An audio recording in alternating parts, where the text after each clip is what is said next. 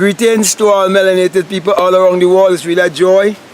It's a blessing. It's a pleasure being out here, out in nature, being well grounded and well connected with nature, and bringing the message that you are waiting for all your life, a message of peace and joy and happiness, a message that as long as you put it to work in your life, it is impossible for it not to work, a message that will bring you into abundance, a message that will make you fruitful, and you will be like the tree that is planted by the rivers of water that is bringing forth in its due season, because you have learned to plant your trust in yourself, not another, because you will have come to discover the creative power that is in you that you can use to achieve your every desire.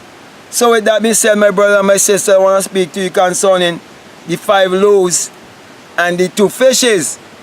And this is a story that many are quite familiar with, but many miss what it is saying because of the way the Bible has been interpreted to them. Because many believe that the Bible is literal and that the Bible is secular history.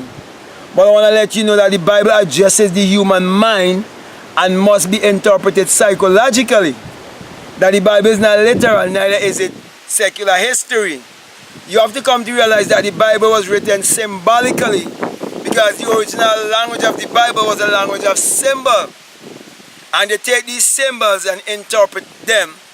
So basically, it's a mystical book, and it takes people like mystics and prophets and yogis and so on to interpret not just only the Bible, but these spiritual books that is teaching us how to live life upon the face of this earth. Because, you know, in Christianity, you are made to believe that every other belief system or any other religion is wrong and you're right. So they make you think that those who believe in Buddha that they're wrong, and those who believe in Islam that they're wrong, and so on. But my brother and my sister, as long as you go beyond the camp of religion and look within yourself to find what these books are saying to you, you will not get trapped in any form of religion and just having a belief, but you will come to experience that you are the living book interpreting the written book. So every one of us is heading toward the same destination, but we all have to move to a certain place which is beyond the camp of the religion. So if a man move beyond the camp of Islam, he can come into enlightenment. The same thing with Hindu or whichever religion that people are practicing. If they go beyond the religion, beyond the traditions and so on, and really look within themselves and understand the law of mentalism, and understand that everything vibrates and that everything is energy, and they understand energy, vibration and frequency, and understand that the kingdom is within themselves, and that these books are just showing them their own biography so that they'll be able to discover their true identity and divinity. Then we all will be speaking the same language, because there's only one universal consciousness. So now let me speak to you concerning the 5 loaves and the 2 fishes. And the story goes like this, and I think the story is in Matthew 14. Chapter 14, I think it's from verses 14 to anything like say 21, you can read it. And also I put these scriptures in the description for you. Okay, it says that the people are following the Christ. And remember, the Christ is speaking of the higher self, not a man 2,000 years ago. Okay? It is speaking about the highest level of consciousness that you will come to as an individual, and you will experience your Christ self. You come to the 9th power. Okay? And that they were hungry. And I'm saying to you, in this journey of life, to discover your Christ self, the time you're going to be thirsty, you're going to be hungry, you're going to be weary, because you do not know how to multiply that which has been given to you, which is basically you do not know how to operate the conscious mind and the subconscious mind, which represent the 2 fishes, and the 5 senses, which represent the 5 loaves. And in numerology, 5 is number of grace and faith and so on. It is where you come into favor. Favor to know the power that is in you, according to Matthew 6:33, of which it tells you, when you find this power or this kingdom or this rulership, that you will be able to draw these things unto you, which means you will discover the secret of creation, and you would know how to multiply. You would know how to break the bread, and which is the loaves and the fishes, which means you know how to use your conscious mind and your subconscious mind. Now, your subconscious mind is the female side of your being, while the male or masculine is the conscious. So whatever you sow in the subconscious mind, it's gonna bring back to you. Just like the earth, whatever you sow in the earth is gonna bring back to you. Whatever is sown in the womb of a woman, it will bring back to you. Thus the reason why we refer to the earth as Mother Earth. So the subconscious mind, or your God self, or the inner man, is impartial. And because it's impartial, whatever you impress the subconscious mind with, the subconscious mind will accept it as if it is true. That is the reason why when you have a desire, you have to believe in that desire and have faith and get into the feeling. Always get into the feeling or the emotion, because emotion is energy in motion. And as I would have said to you before, that everything is energy and vibration. So you get in on the right frequency of energy and vibration, and believe that it has already been done, and see it through your mind's eye, your third eye or fourth eye, of which Matthew 6:22 tells you, if your eye be single, your whole body will be full of light.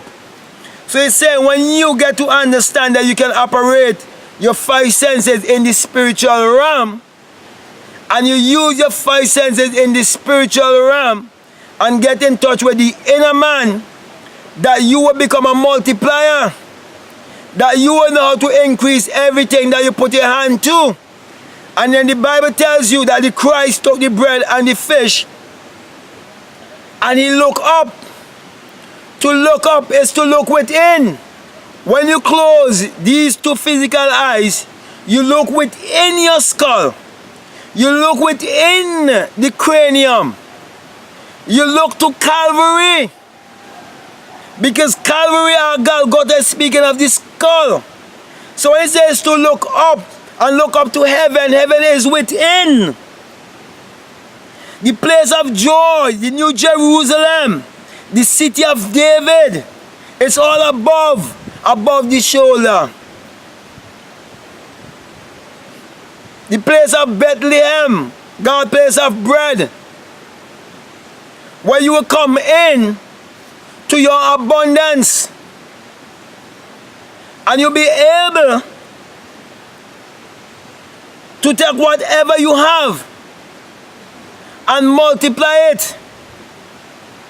Because as I would have said to you in other videos I would have done around the same time, that fish represent your ideas, and the bread is speaking of the things that you will partake of.